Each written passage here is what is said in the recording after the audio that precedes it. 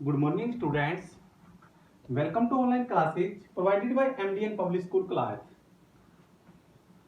First of all, मैं सभी विद्यार्थियों को जो 10th क्लास सीबीएसई का जो आज रिजल्ट आउट हुआ है उसमें हमारे स्कूल की तरफ से अभिभावकगण और विद्यार्थीगण और सारी मैनेजमेंट कमेटी को भी और सारे स्टाफ मेंबर को दिल से हार्दिक बधाई कि हमारे स्कूल का रिजल्ट बहुत अच्छा आया है और सभी बधाई के पात्र भी हैं।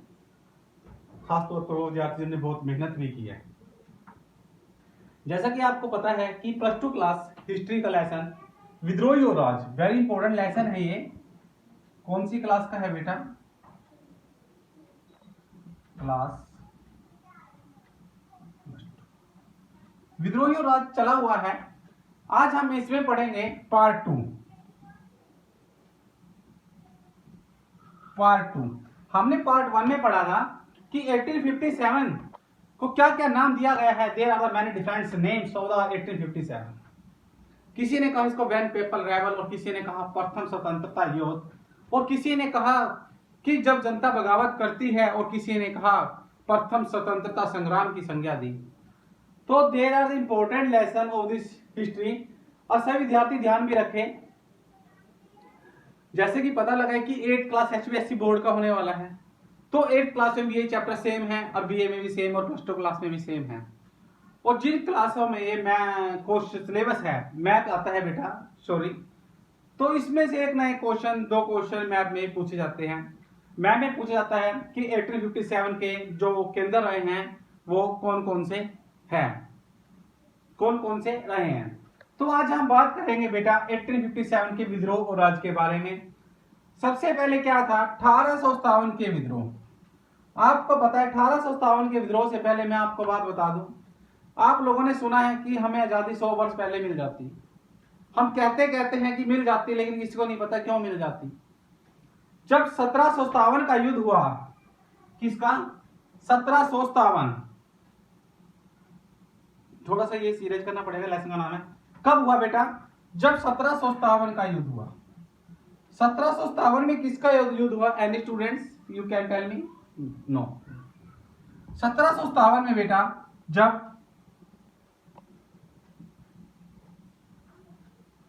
प्लासी का युद्ध हुआ, तो उस समय घोषणा हो गई। कई बार हम कहते हैं ना भविष्यवाणी हो जाना। भविष्यवाणी हुई कि लगभग 100 वर्ष के बाद क्या हुई? भविष्यवाणी।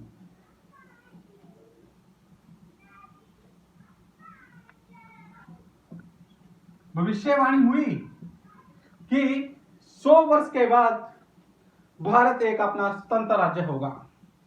लोग कहते हैं कि 100 वर्ष पहले आजाद हो जाता, लेकिन पता तो नहीं है क्यों। जिस समय प्लासी का युद्ध हुआ, प्लासी का युद्ध बंगाल के नवाब सिराजुद्दौला और अंग्रेजों के बीच हुआ। जब अंग्रेजों और सिराजुद्दौला के बीच युद्ध लड़ रहा था, 1757 की क्रांति प्लासी का कहा था, तो उसके ही ठीक बाद एक युद्ध हो रहा है 1764, जिसको नाम दिया गया बक्सर वॉर। क्या दिया गया? बक्सर का युद्ध। There is important of the जितने भी वॉर हैं वेरी इंपॉर्टेंट। जब घोषणा हुई तो उसमें भविष्यवाणी हुई कि जो भारत है एक स्वतंत्र राज्य बन जाएगा। कब? 100 वर्ष के बाद। जो 1757 की क्रांति प्लासी की हुआ युद्ध, उसके बाद उसके कौन सा युद्ध हुआ? 1857 की क्रांति। 100 वर्ष की बात होगी। हाँ, 1757 1857। तो तभी एक भविष्यवाणी हुई कि भारत जरूर इंडिपेंडेंट हो जाएगा। अब इस लेसन का जो पार्ट 2 चला हुआ है, इसके कुछ इंपॉर्टेंट पॉइंट्स राइट किए हैं आपकी स्क्रीन के ऊपर, आप देख भी रहे हैं, वो सभी विद्यार्थी देखें। 1857 10 मई 1857 जैसे कि डेट दी गई है वेरी इंपॉर्टेंट है। मैंने पहले ही पार्ट में बताया था आपको कि जो क्रांति है वो 10 मई को शुरू हुई थी। शायद मैंने पहले पार्ट में बताया था, लेकिन इसी क्रांति के लिए डेट रखी गई थी 31 मई। 10 मई 1857 को मेरठ। कहां से हुई? मेरठ से। कहां से बेटा? मेरठ। मेरठ कहां पड़ता है ये? कोई बताएगा? Very good, UP. कहां पड़ता है? यूपी में। मेरठ छावनी में सिपाहियों ने विद्रोह किया। कहां पर? जो मेरठ की छावनी थी उसके अंदर सिपाहियों ने विद्रोह किया। कब? 10 मई 1857 की दोपहर के समय। जो ये बातें लिखी है दोपहर, रात, शाम, मॉर्निंग, ये इसलिए लिखते हैं कि आप एक अच्छे से अच्छे नंबर लें। सभी विद्यार्थी क्यों लिखने को ये लिख देते हैं कि 10 मई को 1857 क्रांति आरंभ हो गई मेरठ में, लेकिन दोपहर का समय था। कैसा था? दोपहर का समय था बेटा। शुरुआती में क्या हुआ, जब यह विद्रोह होने लगा तो इसमें पैदल सैनिकों ने, पहले तो पैदल जो सैनिक थे उन्होंने बढ़ चढ़कर भाग लिया, उसके बाद धीरे धीरे घुड़सवार भी मिल गए और उसके बाद शहर में फैल गया, तो उसके बाद ये सारी जगह शहरों में भी फैल गया। तो उसके बाद क्या हुआ, ये धीरे धीरे शहरों में भी फैल गया था। शहर के लोग भी इस युद्ध में कूद पड़े। जब तो बगावत हुई, जब तो हमें आजादी मिलेगी। शहर देहात के लोग सैनिकों के साथ जुट गए। जो शहर के लोग थे और देहाती समझते हो आप लोग, जो गांव के लोग होते हैं थोड़े देहाती होते हैं, वो भी लोग क्या हुआ, सैनिकों के साथ में इकट्ठा होकर जुट गए। किस लिए? कि अब तो हमें आजादी लेनी है, अर्थात अब तो हमें आजादी नजदीक दिख रही है।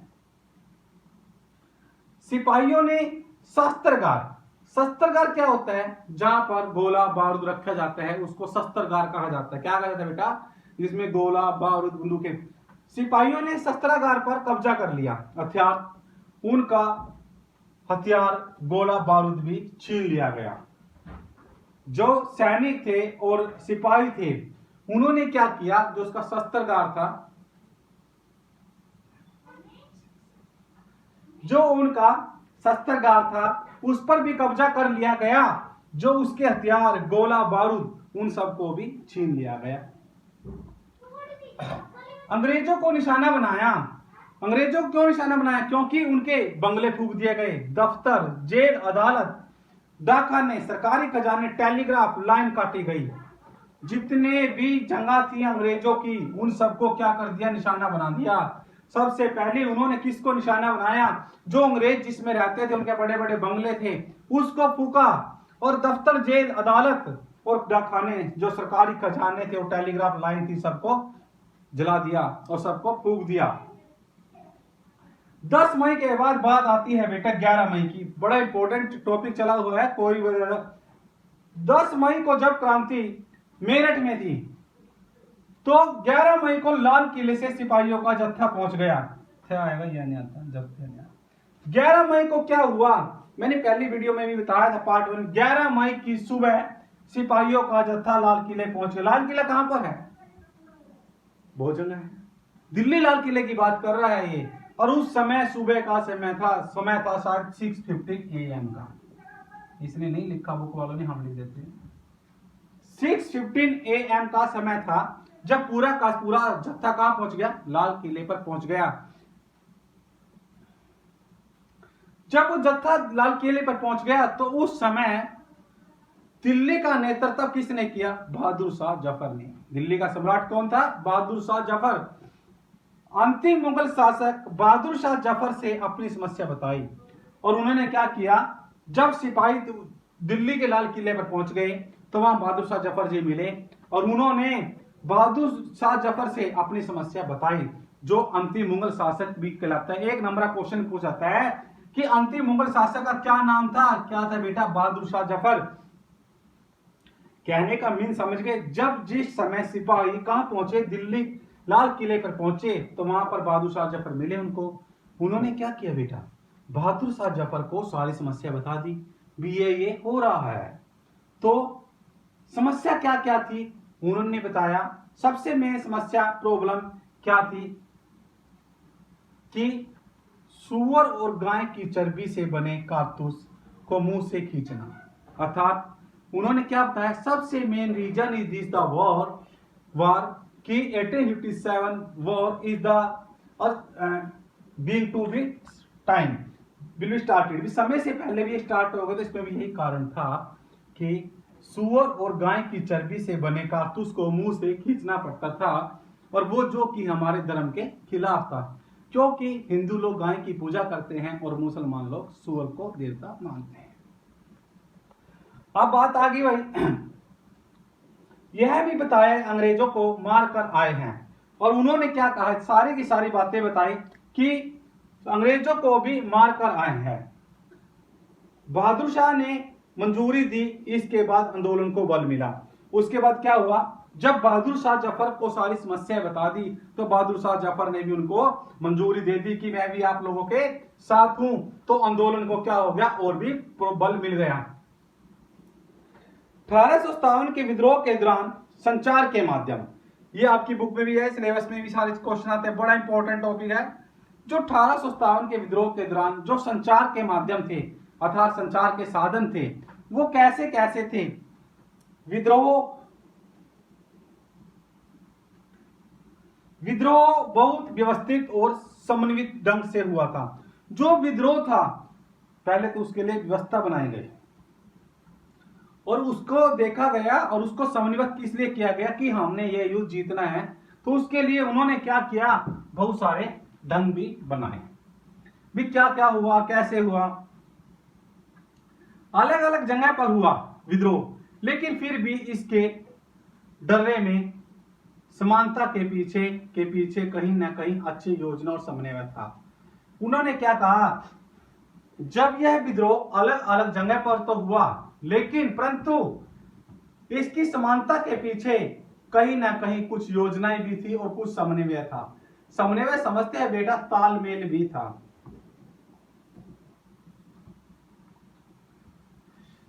तो एक पटना की बात करते हैं। विद्रोह के दौरान Awadh military police captain Heer Singh, very important नाम है, there are the very important नाम, आप इसको राइट भी कर लें।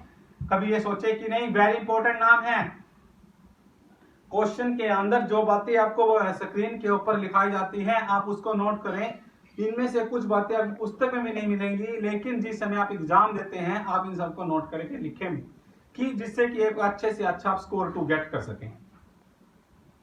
विद्रोह के दौरान अवध मिलिट्री पुलिस कैप्टन हीरे सिंह की सुरंग का जिम्मा था, जिम्मा भी सिपाहियों पर था।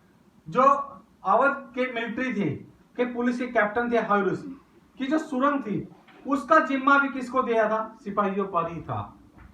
अंग्रेजों को मारा जा रहा था, बिल्कुल अंग्रेजों को पता, आपको पता है मारा ही जा रहा था। ऐसे में हीरे सिंह को मारना था या गिरफ्तार करना था। हीरे सिंह कौन था, अंग्रेजी अधिकारी। उन्होंने क्या कहा, अंग्रेजों को तो मारा जा ही रहा था और हीरे सिंह को ही मारना था या उसको गिरफ्तार भी करना था, लेकिन उन्हें न मारा गया न गिरफ्तार किया गया। उसको न तो मारा गया और न ही उसको गिरफ्तार किया गया।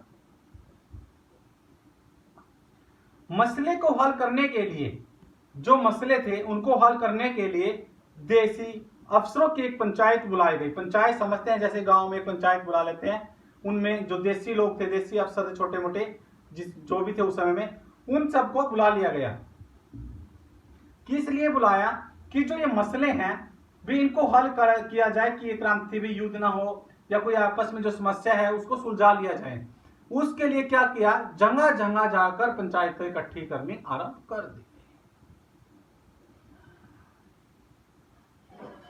दी। इससे पता लगता है जब पंचायतें बुलाई गई कि पंचायतें होती थी और संचार व्यवस्था अच्छी थी। उन्होंने क्या कहा कि उस समय पंचायत होती थी लेकिन जो संचार का व्यवस्था थी वह भी बहुत अच्छी थी।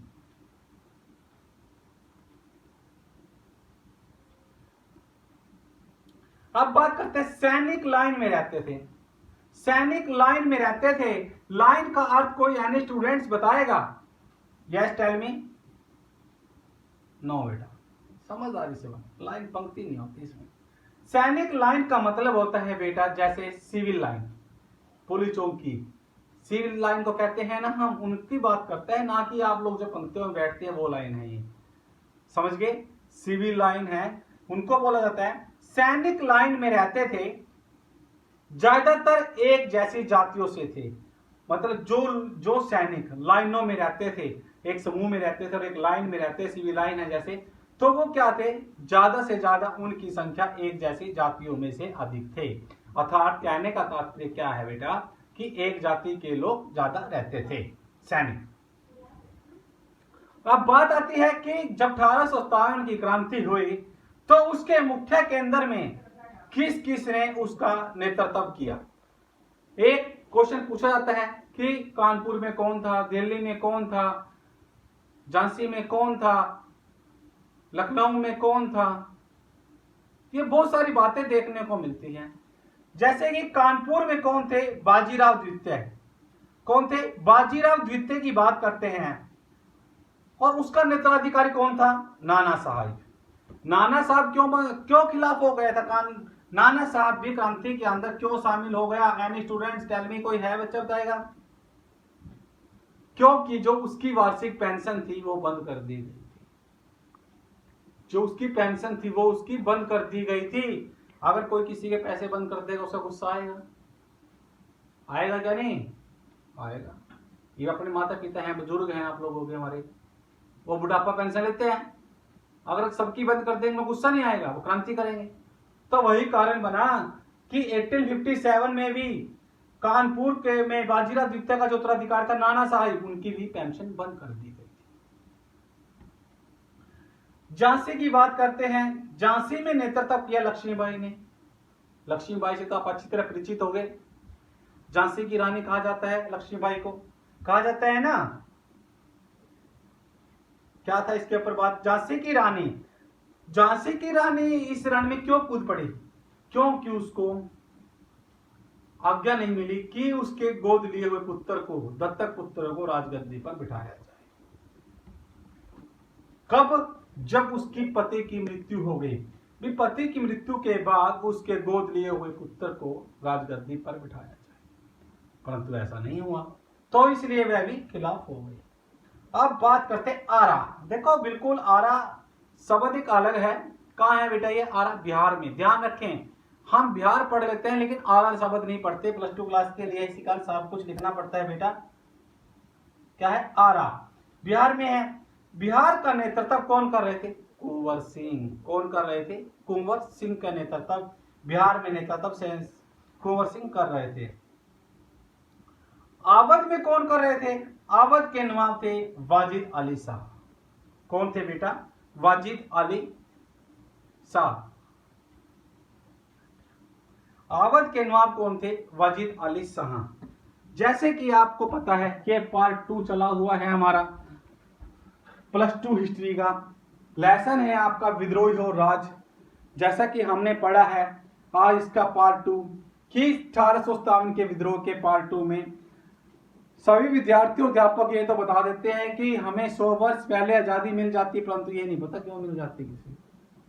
किसी ने पता है आज तक नहीं। आप लिखेंगे सही विद्यार्थी क्यों मिल जाती। जिस समय प्लासी का युद्ध हुआ 1757 में, बैटल ऑफ प्लासी, तो उस समय घोषणा हुई कि अब अंग्रेज भारत छोड़ेंगे। क्या घोषणा हुई कि अब अंग्रेज भारत छोड़ेंगे। उसी प्रकार प्लासी का युद्ध हुआ, बैटल ऑफ प्लासी, किस किस के बीच, अंग्रेजों तथा बंगाल के नवाब सिराजुद्दौला के बीच। ठीक 7 इयर्स के बाद फिर एक युद्ध हुआ। कौन सा था वो बैटल कहलाया बक्सर। 1764 में किसका युद्ध हुआ बेटा, बक्सर का। अब देखो ये बातें द्वारा पढ़ लेते हैं। 10 मई 1857 को मेरठ से शुरू हो गई। 10 मई 1857 को ये क्रांति शुरू हो गई मेरठ से। उसके बाद जितने सैनिक थे, पैदल थे, घुड़सवार थे, सब शहर वाले लोग उसमें इकट्ठा हो गए और जो देहाती लोग थे वो भी इस युद्ध में कूद पड़े। सबसे पहले उन्होंने क्या किया, उनके गोला बारूद पर कब्जा किया, अर्थात उनके शस्त्रगृह को लूटा और बाद में जाकर उनके बंगले, जेल, अदालत, टेलीग्राम, खजाने सबको उड़ा डाला। जब 11 मई की बात आई तो सुबह 6:15 बजे का समय था लगभग कि लाल किले पर एक सिपाहियों का जत्था पहुंच गया। जत्था पहुंचने के बाद वहां पर मिल गए बहादुर शाह जफर। बहादुर शाह जफर को उन्होंने सारी की सारी समस्या बताई। कौन कौन सी उनकी मुख्य समस्याएं थी। जो मेन समस्या थी सुअर और गाय की चर्बी के कारतूस थे। जब बहादुर शाह जफर ने उनकी बात सुनी बेटा तो उनके अंदर भी एक बल मिला और वो अभी इस क्रांति में उनका साथ लग गए। तो क्या कहा कि उसके संचार के माध्यम कैसे थे, विद्रोही बहुत ही व्यवस्थित और समन्वित ढंग से हुआ। अलग अलग जगह पर दो विद्रोह हुआ, लेकिन फिर भी इसके डर से समानता के पीछे कहीं ना कहीं कुछ योजनाएं और कुछ तालमेल भी रहा। अर्थात जब ये युद्ध किया गया बड़ी एक अच्छी योजना और तालमेल तरीके से ही किया जाता है। आपको पता है अगर हमने कहीं पर भी सफलता प्राप्त करनी है तो फर्स्ट ऑफ ऑल हमें क्या करना पड़ेगा, कुछ ना कुछ योजना बनानी पड़ेगी।